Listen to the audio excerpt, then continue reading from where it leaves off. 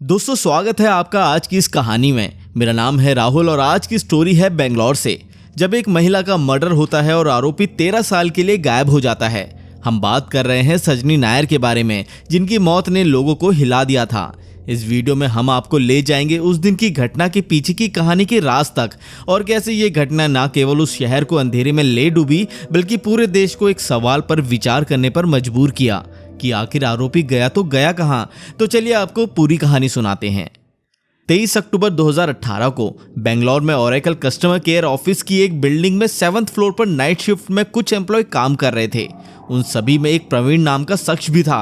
रात करीब 12 बजे एक पियून ऑफिस के अंदर जाता है और ऑफिस में बैठे प्रवीण से कहता है कि आपसे मिलने 2 लोग आए हैं। रात के 12 बजे कोई 2 विजिटर मिलने आए हैं। ये सुनकर उसे थोड़ा अटपटा सा लगा, लेकिन कई बार उसके दोस्त और रिश्तेदार भी आ चुके थे तो उसे लगता है कि उसका कोई दोस्त आया होगा। वो नीचे जाता है मीटिंग रूम में, जहां गेस्ट उसका इंतजार कर रहे थे।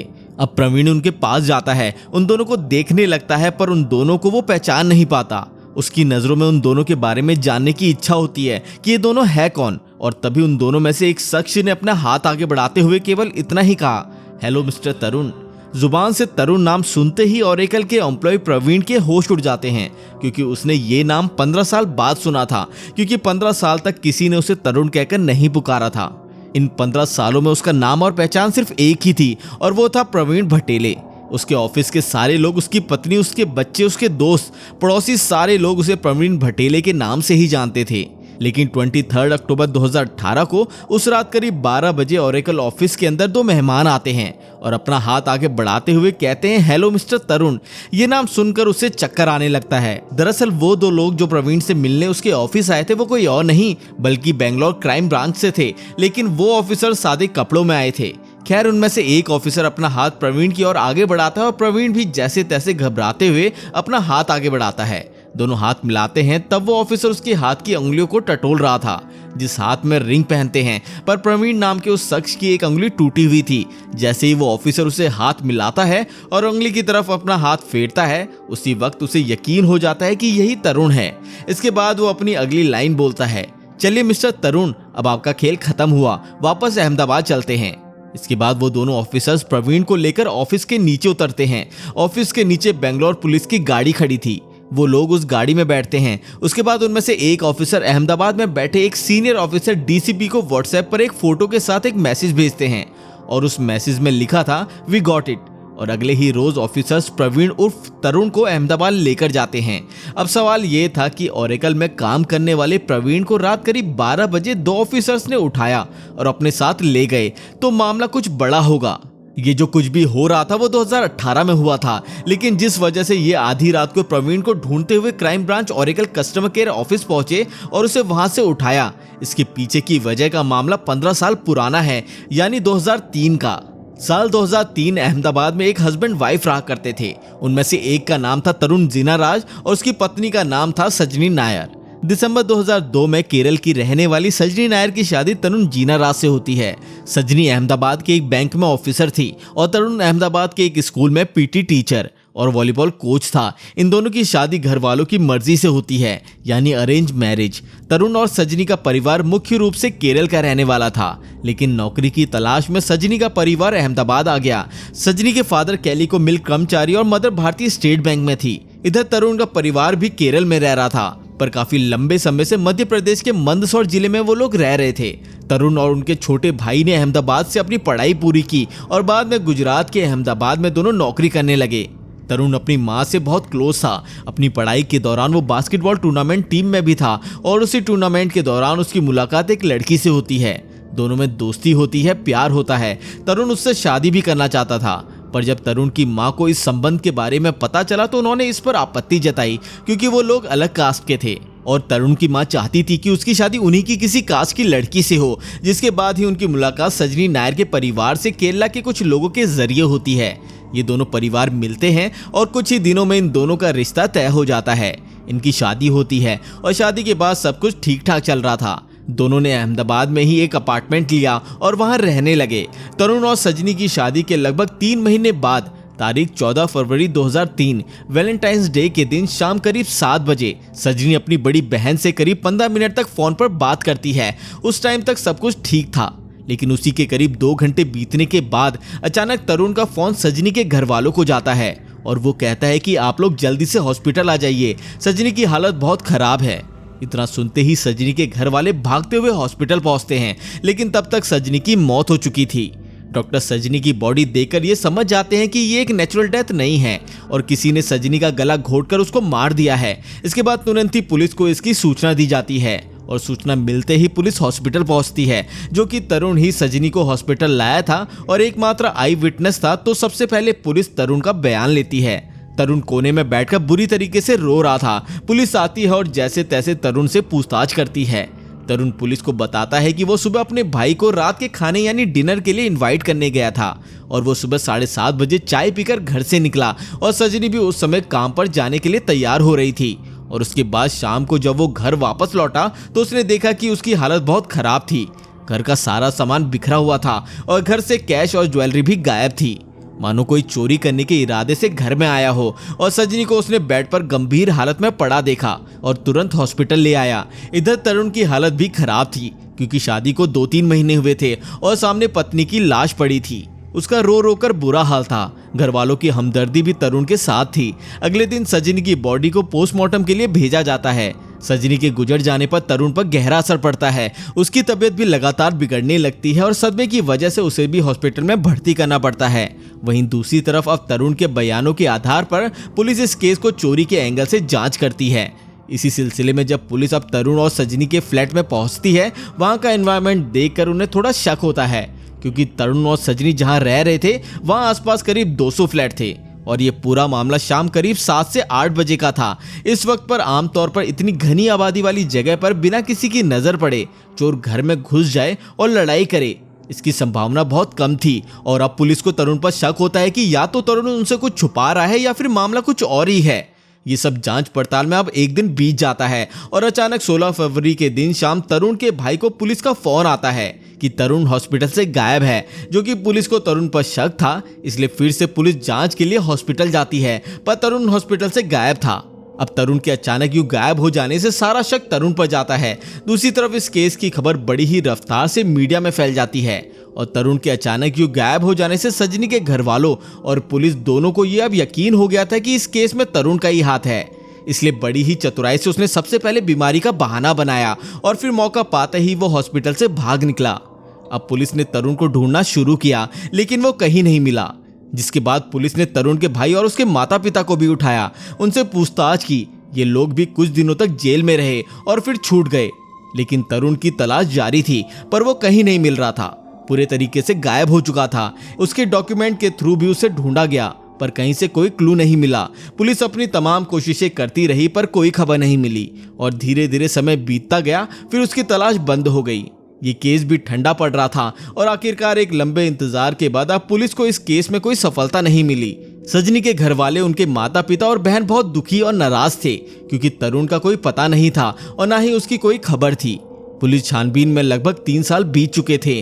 सजनी नायर के घर वाले एक लंबे इंतजार के बाद अब साल 2006 में, उस समय गुजरात के मुख्यमंत्री नरेंद्र मोदी जी थे और उन लोगों ने नरेंद्र मोदी से मिलने की बात की और उनसे सहायता मांगी। और तब जाकर सीएमओ चीफ मिनिस्टर ऑफिस से पुलिस को एक ऑर्डर आया कि आप लोग इस केस को सीरियसली और गंभीरता से इसकी जांच आगे बढ़ाए। सजनी के घर वालों द्वारा लिए गए इस स्टेप के बाद अब इस केस में एक स्पेशल टीम बनाई गई और साथ ही तरुण की खबर देने वाले के लिए 1 लाख का इनाम भी रखा जाता है।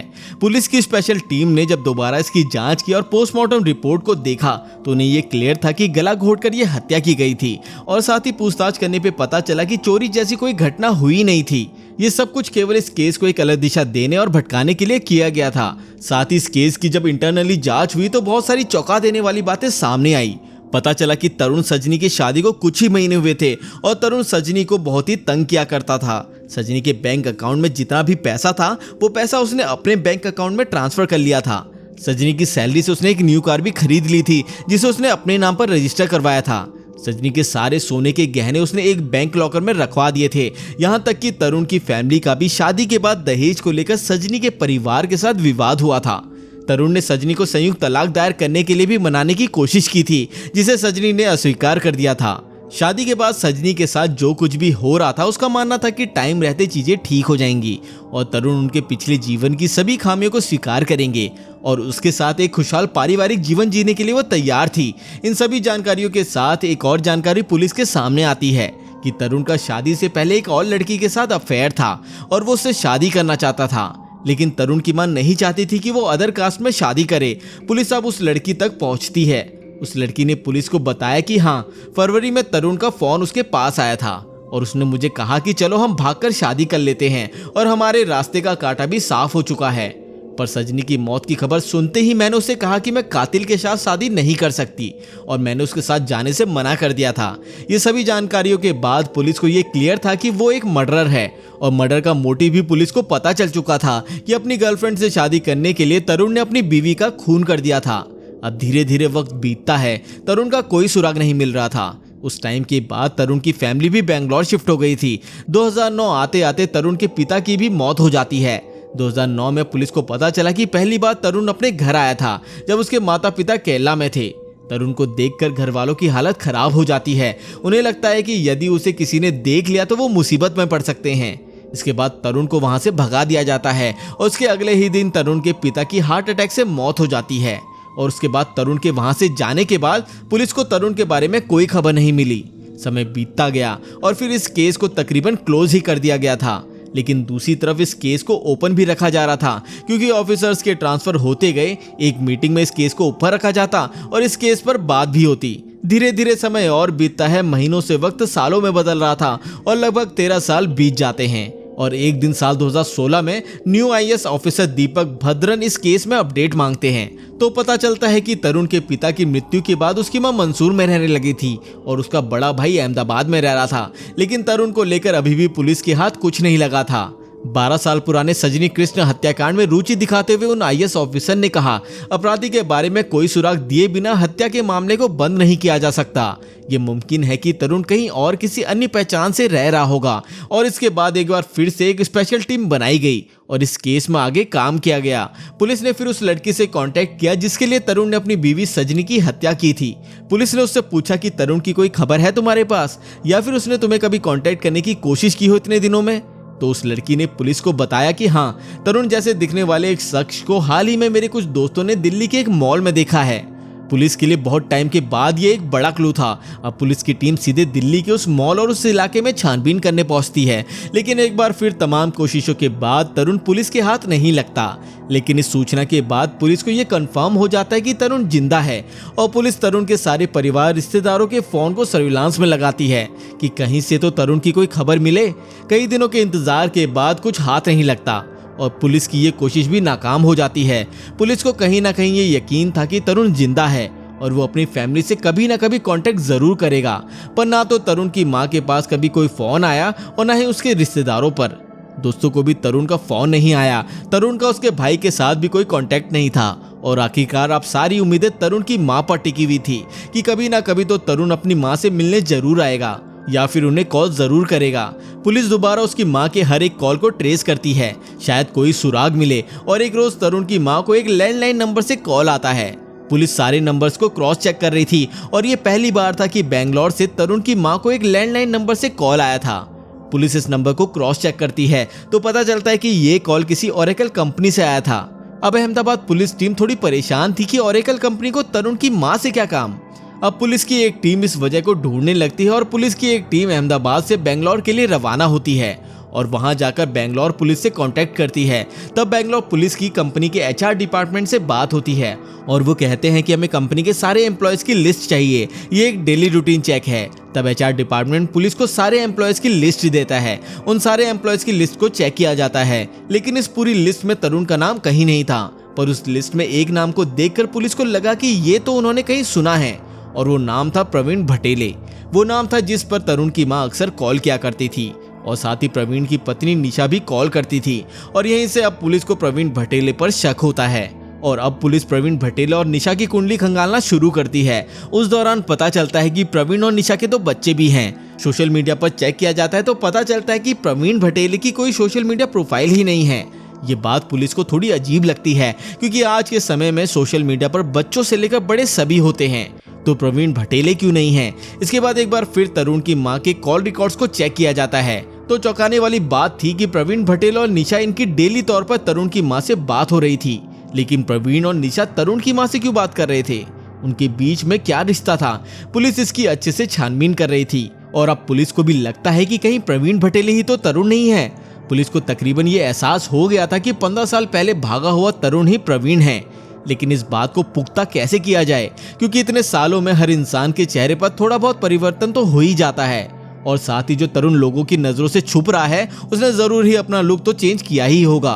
तो पुलिस रिकॉर्ड के अनुसार उसके पास तरुण की कुछ जानकारियां थी, जिनमें एक था कि गोल्फ के दौरान तरुण की बीच वाली उंगली टूट गई थी और वो उंगली थोड़ी मुड़ी हुई थी और बाकी उंगलियां नॉर्मल थी। और अगर प्रवीण भटेले ही तरुण है तो उसके साथ भी ऐसा ही होना चाहिए। अब ऑफिसर्स को प्रवीण भटेले से मिलकर केवल ये कंफर्म करना था कि वही तरुण है। तो अगले ही दिन अहमदाबाद पुलिस बेंगलोर पुलिस को साथ लेकर ओरेकल के ऑफिस पहुंचती है और 7th फ्लोर पर जाती है, जहां प्रवीण भटेले अपने ऑफिस में बैठा होता है। तब पियोन को मैसेज देने के लिए कहा जाता है कि 2 गेस्ट उनका इंतजार कर रहे हैं। तब प्रवीण आकर उनसे मिलता है तो उनमें से एक ऑफिसर कहता है, हेलो मिस्टर तरुण। ये सुनकर वो हक्का बक्का रह जाता है, क्योंकि 10 साल में पहली बार ये नाम उसने सुना था। उसके बाद पुलिस उसके हाथों को टटोलती है तो उसके बीच वाली उंगली टूटी हुई थी। तो पुलिस को ये पूरी तरीके से कंफर्म हो जाता है कि यही तरुण है और फिर वो बोलते हैं, अब खेल खत्म हुआ। एक लैंडलाइन नंबर की वजह से तरुण पुलिस के हाथ लगा। एक लंबे समय से माँ बेटे नाम बदलकर बातें कर रहे थे और किसी को भी अंदाजा नहीं था। उस दिन उसने अपने मोबाइल से अपनी माँ को कॉल किया, लेकिन कुछ टेक्निकल इशू की वजह से बात नहीं कर पाया और फिर उसने ऑफिस में बैठे बैठे ही थोड़ी सी लापरवाही बरती और कंपनी के लैंडलाइन से उन्हें कॉल कर दिया और फिर ये पुलिस रिकॉर्ड में आ गया। और अगर यदि वो लैंडलाइन नंबर से कॉल नहीं करता तो शायद ये राज जाने कितने सालों तक यूं ही चलता रहता। तरुण इतने सालों से प्रवीण भटेले की आइडेंटिटी के साथ रह रहा था, पर ये कैसे मुमकिन था। जब इस बात का पता लगाया तो ये पता चलता है अहमदाबाद के एक निजी एजुकेशनल इंस्टीट्यूट में इसी नाम के एक फिजिकल एजुकेशनल इंस्ट्रक्टर थे, जिनकी डॉक्यूमेंट जैसे मूल प्रमाण पत्र, SSLC बुक और PG सर्टिफिकेट काफी पहले चोरी हो गए थे। उनके कॉलेज के एक सीनियर ने उन्हें नौकरी देने का वादा करके वो डॉक्यूमेंट उनसे लिए और फिर वो उन्हें कभी भी वापस नहीं मिले। इस कहानी में निशा जो प्रवीण भटेले की पत्नी थी, उनके 2 बच्चे थे और वो प्रवीण भटेले उर्फ तरुण के पास्ट से अनजान थी। निशा एक मलयाली फैमिली बैकग्राउंड से थी, बेंगलोर में एक सॉफ्टवेयर फर्म में काम कर रही थी, जहां उसकी मुलाकात तरुण से होती है, जो अपनी आइडेंटिटी बदलकर यानी प्रवीण भटेले बनकर वहां रह रहा था। तरुण के पास्ट से अनजान निशा और तरुण जल्दी ही शादी कर लेते हैं और एक लंबे समय से बेंगलोर में रह रहे थे। पुलिस ने जब तरुण को अरेस्ट किया और वापस अहमदाबाद लेकर आई तो फिर पुलिस उससे पूरी जानकारी सुनती है, जिसमें तरुण सजनी के कत्ल का पूरा इल्जाम अपने सर लेता है और कहता है कि मैंने ही उसे मारा था, क्योंकि मुझे अपनी गर्लफ्रेंड से शादी करनी थी, लेकिन उसने एंड वक्त पे शादी करने से मना कर दिया, क्योंकि मैंने सजनी का कत्ल किया था और कत्ल करने के बाद ही वो दिल्ली आ गया था। फिर दिल्ली आने के बाद उसे कॉल सेंटर में उसने नौकरी की और फिर वो बेंगलोर गया। बेंगलोर में उसकी मुलाकात एक निशा नाम की लड़की से हुई।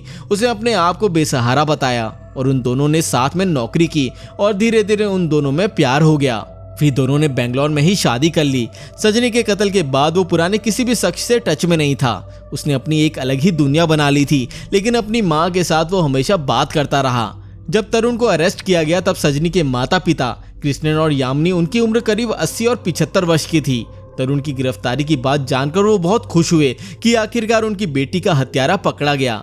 इस केस में IAS ऑफिसर दीपक भद्रन और उनकी टीम ने बहुत ही सच्चाई से काम किया और 13 साल बाद ही सही पर इस केस का आरोपी अब गिरफ्तार हो चुका है और जेल की हवा खा रहा है। तो दोस्तों, इसी के साथ इस केस का आरोपी भी पकड़ा गया। अगर आपको ये वीडियो पसंद आई हो तो हमें सपोर्ट करें हमारे चैनल को सब्सक्राइब करके, साथ ही इस वीडियो को लाइक कर दें। अपने सुझाव आप हमें कमेंट करके बता सकते हैं। तो मिलते हैं अगली वीडियो में।